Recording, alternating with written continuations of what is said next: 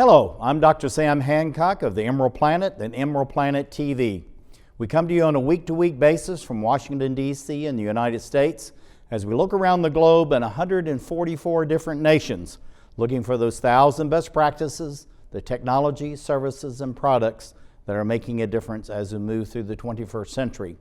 And as we have a planet of 9 billion people by 2038 and possibly 12 to 13 billion by the end of this century, how are we going to be able to take care of all these people on planet Earth? And that's what Emerald Planet's all about. We come to you looking at the solutions, the best practices from around the globe as we create the Emerald Planet. Hello, welcome to the Emerald Planet. We're making a difference as we move through the 21st century. And seeing the long-term impacts of climate change.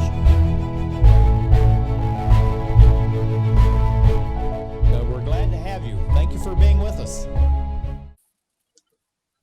We're talking about healthy soil as well as healthy animals, healthy humans. So it's this cycle of life that's very, very important. Some people are saying we need to go to all vegetarian diets. Others are saying there's a real place for animals of all kinds in the food chains for humans, but it needs to be very humane and at the same time to protect and enhance the environment. And part of that protection of the environment actually is what's called healthier soil. So Keith Ohlinger, he is the owner of the Porch Farm. And we're going to be looking at some of the strategies that he's employing for healthier soil. And also he's going to explain why and how does this bring about healthier soil. So Keith, looking at this pasture land, the row of trees, how is all this imbalance between nature, the animals, humankind, but also protect water, land, and air? Well, thank you so much. It's an honor to be here. In this picture, my daughters are running through one of our fields. What we do several different strategies. We have livestock that we rotationally graze through these paddocks. We've planted trees, separating the paddocks with key lines that are designed to drive the water back down into the soil. We leave the grasses high so that it slows down rain and gives it a chance to spread out and soak in. And then we also make compost from our pig operation. We have pigs that we use natural carbonaceous materials such as straw and wood chips and used horse bedding from horse farms that we then turn into compost, and we mix charcoal that we make from our tree production. We mix charcoal in with the compost to create biochar, and then we spread that out on the soil. Wow, that's a heck of a lot of work, that's for sure. Looking at the fruit they're coming off your trees, I guess this is a good testament to the success of what you're doing, the size and the uniformity of this fruit is just amazing, being out in nature this way. Everybody thinks when they go to the store, every apple is going to be the exact same size, the same color, same weight. That's really not that way in nature, but it looks like you're actually trying to perfect it so that when people buy the produce from your farm, they really are getting what they want. Yes. Now these trees, the way we do it, the fruit is actually for our family. So we don't sell this, but we do raise the livestock that then grazes in and around the trees. And so this is what we would essentially call beyond organic fruit that we don't even supply it with the stuff that's on the organic approved list. This is all natural peaches that are raised out in the orchard with no supplement beyond the compost and the biochar. And then we rotationally graze the animals underneath them. Now, tell us what we're looking at here and why is this image so important as far as this balance of nature, the humans, and the animals? Well, one of the things that we are very proud of here is I wanted to create an area that was bursting with life, and not just the life that we were raising, but wildlife as well. And this is one of my daughters holding it. I can't quite tell from the angle if it's a toad or a frog, but I think it's one of our frogs. But we have a lot of amphibians, we have a lot of toads, a lot of frogs, we have a lot of salamanders. We are actually on the top of a hill, and we have turtles actually come up here to have their young from down in the valley. And we believe it's because it's such a good environment. We keep the grasses high and with all the trees and brush that's here to protect them. But at the same time, it still creates a profitable farm. And so we're still able to do the agriculture that provides our livelihood, but we're also able to support and nurture the environment that surrounds us. Yeah, this is really a testament to what you're doing, Keith. And thank you for sharing this image. It's really interesting to see it, but at the same time, it's a living proof that what you're doing actually works. Looking at the monarch butterflies, we were talking about that earlier. Of course, I'm on the board of Natural Partners for full disclosure, and we're doing everything we possibly can to protect the monarchs. But they need water just like animals need water. So, how is what you're doing as far as your silvopasture allowing them to have the water they need and then also be able to feed off of the milkweed that you're allowing to grow on a farm, which very few farmers would be willing to do that? Well, there's several things. The key line system helps to put the water back into the soil so that it doesn't run off. The increases in organic matter, which come from the rotational grazing or addition to the compost and the biochar, helps to increase the water retention. Once the water does get into the soil, it helps to keep it there. The keeping the grasses high creates a cooler microclimate, which allows the grasses to grow better. It provides a better living environment for the soil microbes to be able to do their function. And so then they're in turn able to process all the things that we're giving them and give it back to the plant, which makes healthier plants, which makes healthier animals. And it also makes for the healthier wildlife. And so it's kind of like a cycle, and we're doing everything we can to try and support all the parts of the cycle. Yeah, yeah, this is truly, and what we're seeing here is a living cycle of life. And it's interesting, it's happening right on Porch Farm.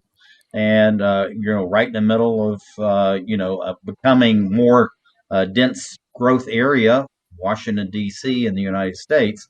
And so it's important to know that this can happen literally just about anywhere if you want it.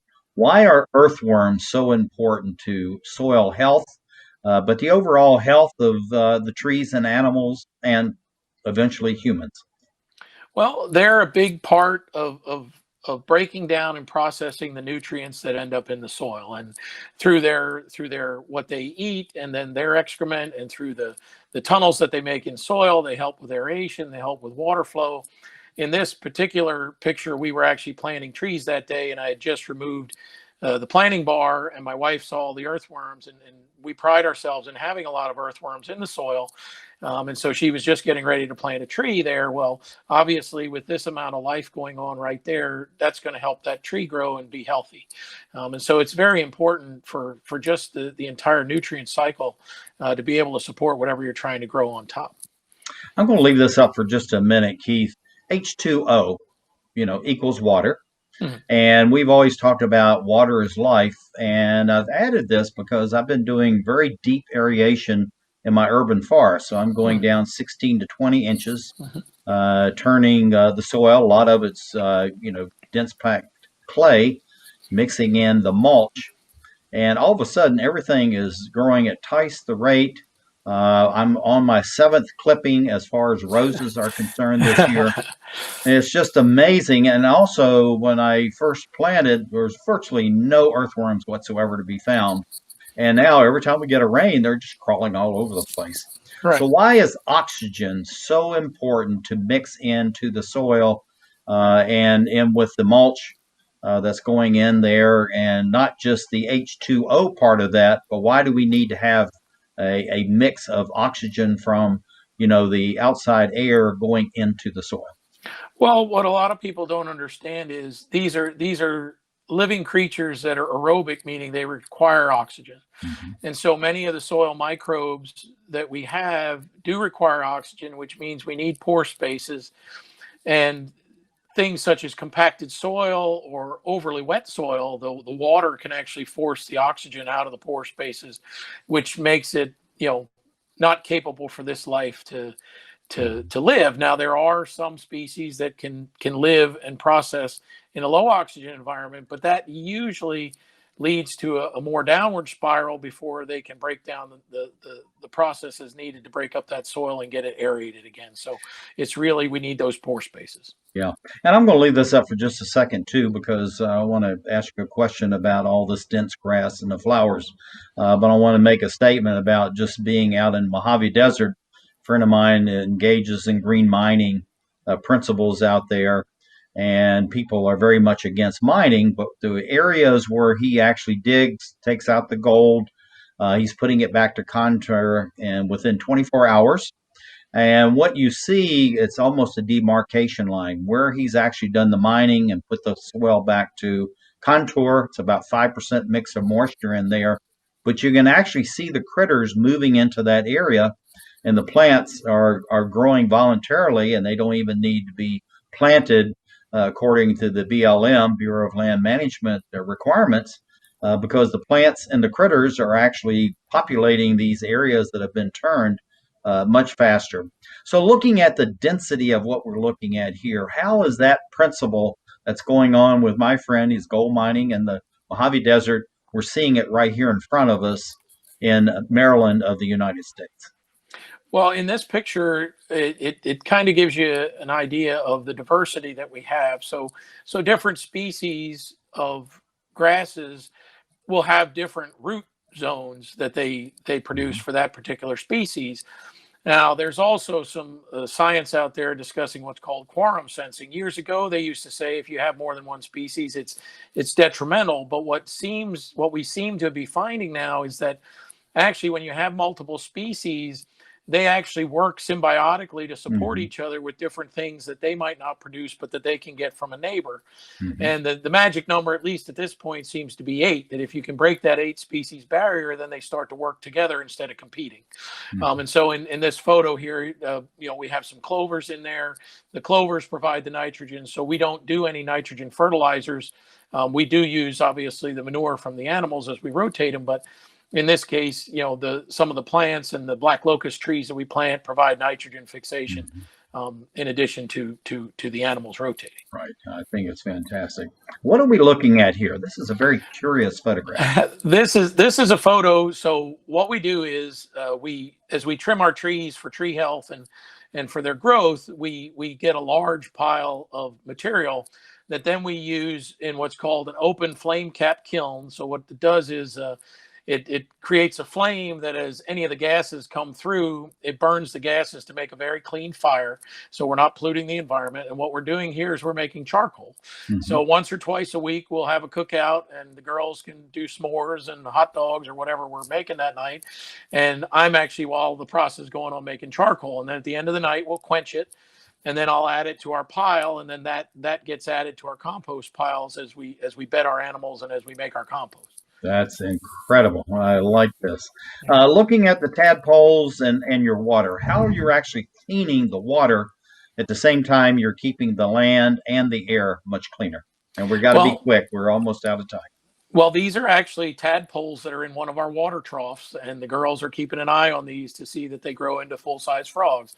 But what we do is by leaving the grasses high, we slow down raindrops, which helps prevent erosion, helps prevent wind erosion. We have our key lines then to help drive the water into the ground. We have the trees planted to help use that water, and then the higher grasses use the water. And by doing all that, we keep the soil cooler, which helps the microbes process and makes our soil health better. Yeah, that's absolutely fantastic. We'll go off on this. This is what it's all about, the cycle of life. You got a calf. New life is being created in front of us. We see the paddock in the back. What do you see for this total integrated system that you have over the next 5, 10, or 15 years, Keith? We've got to be quick. I think this is honestly where farming is moving. I think it's the future of agriculture. I think it's absolutely fantastic, and this is a great photo. Thank you for being with us, Keith Ohlinger, Porch View Farm, as we create the Emerald Planet. Thank you.